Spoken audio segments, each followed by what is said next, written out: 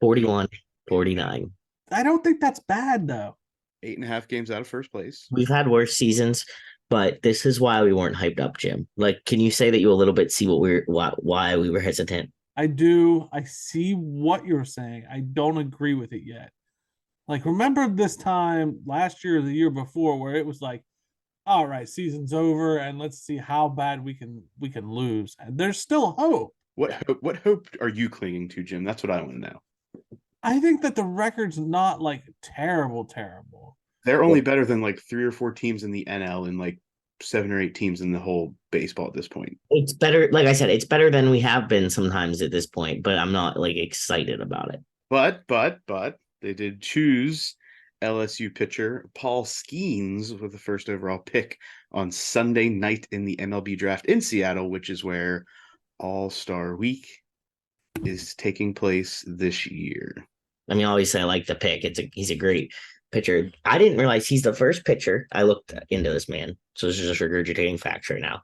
First pitcher ever to win the most outstanding player for like the Men's College World Series, and then go number one drafted. And he also broke an SEC single season strikeout record that had been held since 1989. And the SEC is a good baseball conference. I'm going to hold on to that. Instead of holding on hope for the record for this season for the Pirates, I'll hold on to hope that maybe this guy will be good. Yeah. I mean, he throws straight gas. I think Oh, yeah. I saw a stat that he, over this past season, averaged over 98 miles an hour on every fastball he threw. He's got a lively arm, which is a good thing.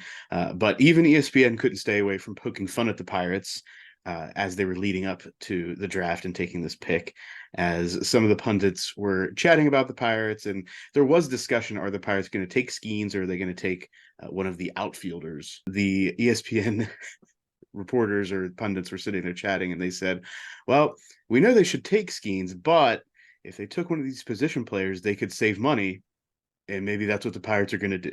And I had a chuckle because even ESPN couldn't stay away from the discussion on the Pirates doing what they have to do to not necessarily be competitive and save money on the back end. The sad part is not what they need to do. They don't need to save this money. Now, I think they were talking about they have like $68 million to play around with. Yeah.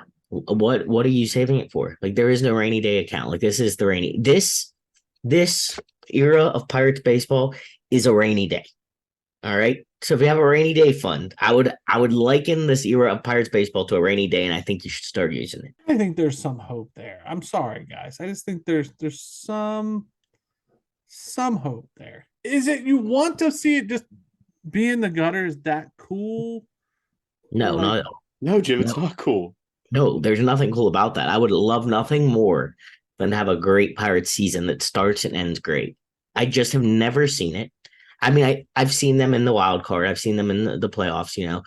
I have not seen a good Pirates team. I think but I 10 guess years like from now, what is Jim, the baby step? Like what is it?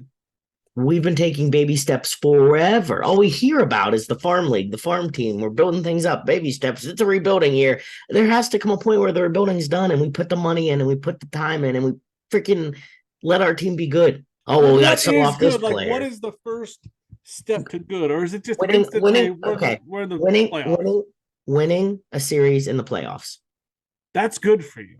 yes. I would take that as good, yes. First, you have to consistently contend, right? Contend for the division. That's what I'm asking. Isn't that first? And you're like, okay, we made it to the playoffs because, a combination of talent, young talent, luck, and, staying healthy and doing all the things that you need to do. And then you have to do something to get over the top to get into the playoffs. And that happens. And then you see, oh, well, 2 years later, we're back at the bottom of the division. So at this point, you just have to, yes, you want to consistently compete, but at this point, just give us one good season and have hope, real hope Yes. moving forward. Real hope. Rekindle the love. And then you can consistently do all of the things. And consistently competing is, being in the top three in August, September, being less than 5 games back.